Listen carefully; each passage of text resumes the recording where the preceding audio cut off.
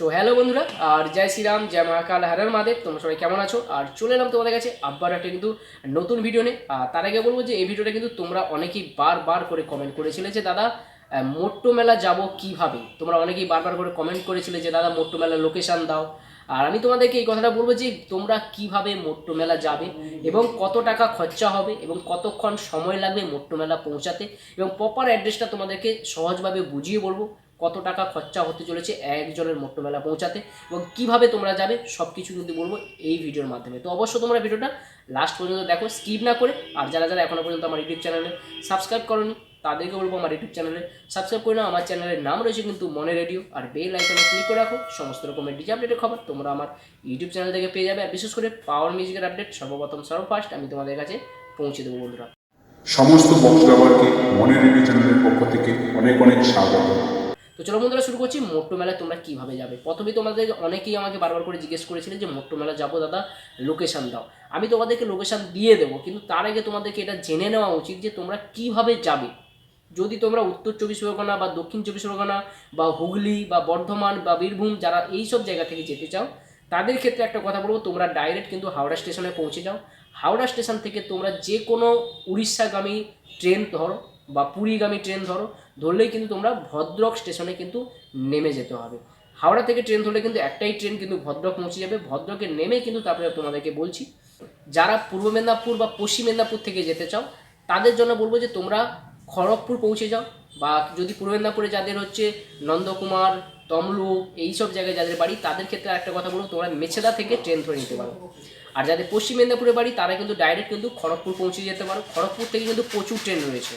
আর যারা পূর্ব মেদিনীপুর থেকে যেতে চাও তারা মেছেদা থেকে কিন্তু খড়গপুর পৌঁছাবে। খড়গপুর থেকে কিন্তু তোমাদেরকে ট্রেন আবার চেঞ্জ করতে হবে, মানে তোমরা যেখান থেকেই যাও না কেন তোমাদেরকে খড়গপুরের উপর দিয়েই যেতে হবে। এবার যারা বাইক থেকে আসবে, যারা বাইক ঝাড়খণ্ড থেকে আসবে, তাদের ক্ষেত্রেও সেম, খড়গপুর পৌঁছাতে হবে। খড়গপুর থেকে তোমরা যে কোনো মানে উড়িষ্যার যে কোনো ট্রেন ধরলেই কিন্তু ভদ্রক পৌঁছে যাবে। ভদ্রকে নেমে, এবার তোমাদেরকে বলি যে ভদ্রকে নেমে কিন্তু ভদ্রক স্টেশন থেকে বাইরে বেরিয়ে কিন্তু অটো রয়েছে, ওখানে কিন্তু অটো তোমাদেরকে ধরতে হবে। ওই অটোতে কিন্তু 15 থেকে 20 মিনিট সময় লাগবে তোমাদেরকে ভদ্রক বাস স্ট্যান্ড যেতে। ওখানে কিন্তু অটোতে কিন্তু পয়সা নেবে হয়তো 15 থেকে 20 টাকা এরকম পয়সা নেয়। আর ওখান থেকে কিন্তু অটো ধরে তোমাদেরকে ভদ্রক বাস স্ট্যান্ড পৌঁছাতে হবে। ভদ্রক বাস স্ট্যান্ড পৌঁছাতে তোমাদেরকে বলে দিলাম 15 থেকে 20 মিনিট সময় লাগে। ওই বাস স্ট্যান্ডে পৌঁছে এবার তোমাদেরকে বাস ধরতে হবে মোট্টো মেলা যাওয়ার জন্য, যেখানে কম্পিটিশানটা হয়। এবার তোমরা কোন বাসে ধরবে? প্রচুর বাস রয়েছে। ভদ্রক বাস স্ট্যান্ড কিন্তু প্রচুর বড়। ওখান থেকে তোমরা কোন বাস ধরবে? যে বাসটা রয়েছে, যে বাসটা যায় মোট্টো মেলার উপর দিয়ে, সেটা হচ্ছে চাঁদবালি বাস। মানে চাঁদবালি বাসের নাম নয়, যে বাসগুলো চাঁদবালি যায়, মানে বুঝতে পারছো, যেগুলো মোট্টো মেলার ওপর দিয়ে কিন্তু চাঁদবালি যায়, মানে মোট্টো মেলার পরে কিন্তু চাঁদবালি স্টেশনে যেটা রয়েছে, তো সেই চাঁদবালি যাওয়ার বাসগুলো কিন্তু তোমাদেরকে ধরতে হবে। তো সেই চাঁদবালি বাসের কিন্তু টিকিট রয়েছে মিনিমাম 100 থেকে 150 টাকার মধ্যে। আশা করি তোমাদেরকে বলে দিলাম, পারফেক্ট হয়তো বলতে পারছি না, আশা 100 থেকে 150 টাকা কনফার্ম এর মধ্যেই থাকবে। এবং ওই বাসে কিন্তু সময় লাগবে বন্ধুরা, মিনিমাম 1.5 ঘন্টা কিন্তু সময় লাগবে। মিনিমাম 1.5 ঘন্টা, মানে ভদ্রক বাস স্ট্যান্ড থেকে কিন্তু মোট্টো মেলা কিন্তু পৌঁছাতে মিনিমাম 1.5 ঘন্টা সময় লাগবে। এবার তোমাদেরকে বলে দিই, এই বাস ধরে কিন্তু তোমরা মোট্টো মেলা যেখানে যে কোনো পেট্রোল পাম্পে তোমরা নেমে যেতে পারো। তোমরা সবাই জানো যে হিন্দুস্তান পেট্রোল পাম্পে কিন্তু রয়েছে কিন্তু সার্জেন থাকে, এবং লক্ষ্মীনারায়ণ পেট্রোল পাম্পে থাকে কিন্তু পাওয়ার মিউজিক থাকে। এরকম ওখানে যতগুলো সেট আপ থাকে প্রায় কিন্তু পাশাপাশি 3 কিলোমিটার 4 কিলোমিটারের মাধ্যমে পাশাপাশি কিন্তু সব সেট আপ থাকে, ওখানে তোমরা নেমে যেতে পারো। এবার তোমাদেরকে একটা কথা বলি যে তোমরা যারা রাতে যাচ্ছ, অবশ্যই একটা কথা বলি যে তোমরা সঙ্গে কিন্তু খাবারের জল প্লাস খাবার কিনে নিয়ে যাও রাতের জন্য। কারণ ওই যে জায়গাটায় কম্পিটিশান হয় বা রানিং রোড শো হয়, ওই জায়গাগুলো কিন্তু অ্যাকচুয়ালি হাই রোড, ফাঁকা রাস্তা। তো ওই সব জায়গায় কিন্তু খুব বেশি দোকানপত্র থাকে না, খাবারের কিন্তু খুব প্রবলেম হয়। তো যারা অবশ্য যেতে চাইছো তাদেরকে বলো তোমরা সঙ্গে খাবার আর সঙ্গে জল নিয়ে যেও। এবং যদি রাতে অনেকেই হয়তো ফেরার চিন্তাধারা রেখেছো, কিন্তু রাতে কিন্তু হয়তো গাড়ি নাও পেতে পারো, কারণ হয়তো মোট্টো মেলার জন্য হয়তো গাড়ি থাকতে পারে, কিন্তু আদার সময় কিন্তু গাড়ি থাকে না। তো সকালবেলার দিকে ফেরার চেষ্টা করো, আর সঙ্গে কিন্তু খাবার আর জল কিন্তু অবশ্যই নিয়ে যেও। এবার তোমাদেরকে বলি যে তোমরা যেভাবে তোমাদেরকে বলে দিলাম ওইভাবে তো পৌঁছে গেলে, কিন্তু কত টাকা খরচা হবে প্রথমে বলে দিই। যদি তোমরা হাওড়া থেকে যদি ট্রেন ধরো ভদ্রকে, ওই তোমার যদি জেনারেল টিকিট কাটো ওই 250 থেকে 300 টাকার মধ্যে হয়ে যাবে। এবং তারপর থেকে অটোতে হয়তো 20-25 টাকা। তারপরে আবার বাস স্ট্যান্ড থেকে যখন তুমি মোট্টো মেলা পৌঁছাবে সেখানে একটা 150 টাকা, মানে ওইদিকে 300, এদিকে 150, 450, এদিকে 50 টাকা ধরলাম, তাহলে কত হলো 500 টাকা। মানে যাওয়ায় 500, আসায় 500, আর 500 টাকা তোমাদের খাওয়ার জন্য যা খাবে তোমরা সেই খাবার খরচাটা তো 500 টাকা ধরে নিলাম। তো টোটাল তোমাদের বন্ধুরা একজনের পার হেড কিন্তু 1,500 টাকা করে খরচা হতে পারে ট্রেনে।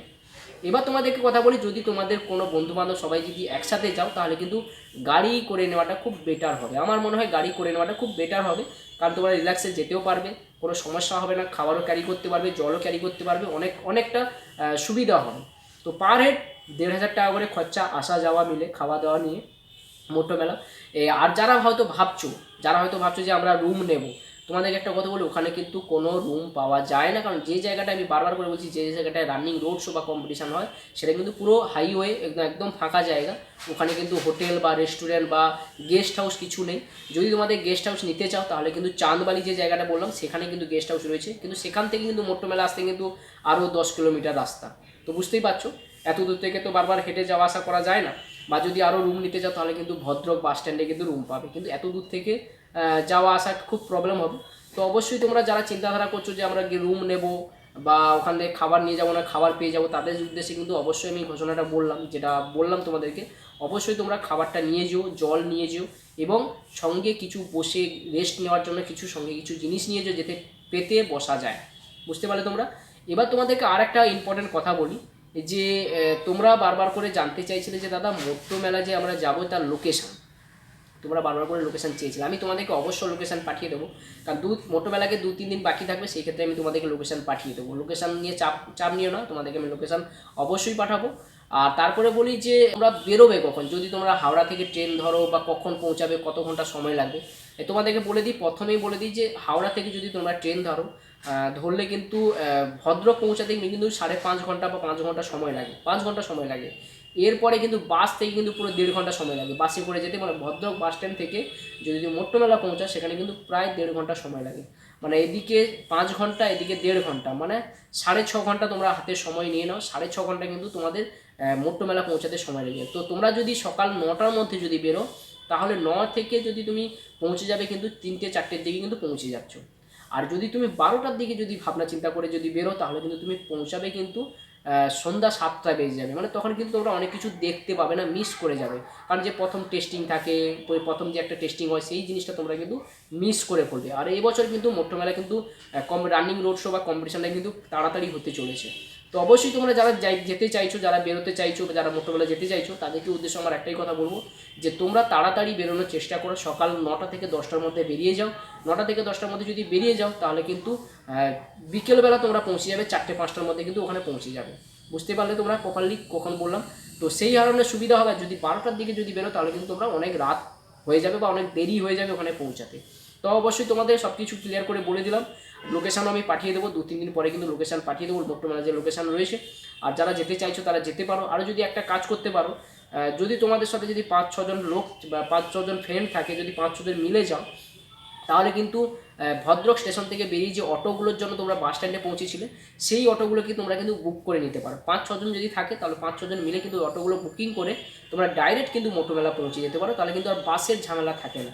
কারণ বাসে গেলে বাস অনেকটা স্ট্যান্ডে দাঁড়িয়ে যাবে। তো সেই ক্ষেত্রে বাসের প্রবলেমটা আর হবে না। ডাইরেক্ট কিন্তু তোমরা ওখান থেকে অটো বুক করে নিতে পারো। অটোতে একটু পয়সা বেশি নেবে, কিন্তু অটো তোমরা বুক করে নিলে আরও বেটার হবে। তো অবশ্যই বন্ধুরা, তোমাদেরকে সব কিছু ডিটেলস খুলে বললাম। তোমাদের যদি ভালো লেগে থাকে তাহলে অবশ্যই কমেন্ট করে জানাও। আর যদি কোনো জানার থাকে তোমরা অবশ্যই কমেন্ট করো। আমার চ্যানেলে যদি নতুন এসে থাকো, তাহলে তোমাদেরকে বলবো, আমার চ্যানেলের নাম রয়েছে কিন্তু মনে রেডিও, আর বেল আইকনে ক্লিক করে রাখো। সমস্ত রকমের ডিজে আপডেটের খবর তোমরা আমার ইউটিউব চ্যানেল থেকে পেয়ে যাবে। আর বিশেষ করে পাওয়ার মিউজিকের আপডেট সর্বফার্স্ট আমি তোমাদের কাছে পৌঁছে দেবো বন্ধুরা। চলো বন্ধুরা, এখানে শেষ করলাম। আশা করি তোমরা বুঝতে পেরেছো মোটো মেলা কীভাবে পৌঁছাবে। মোটো মেলা কিন্তু রয়েছে মাত্র আর বেশি দিন বাকি নেই। 2 মার্চ 2026 কিন্তু মোটো মেলা রয়েছে। তোমাদের সবার কিন্তু আশা চাই। চলো এখানে শেষ করলাম। সবাই ভালো থাকো, সুস্থ থাকো। আবার দেখা হচ্ছে নেক্সট কোনো ভিডিও নিয়ে, নেক্সট কোনো আপডেট নিয়ে আমি তোমাদের কাছে পৌঁছে যাবো।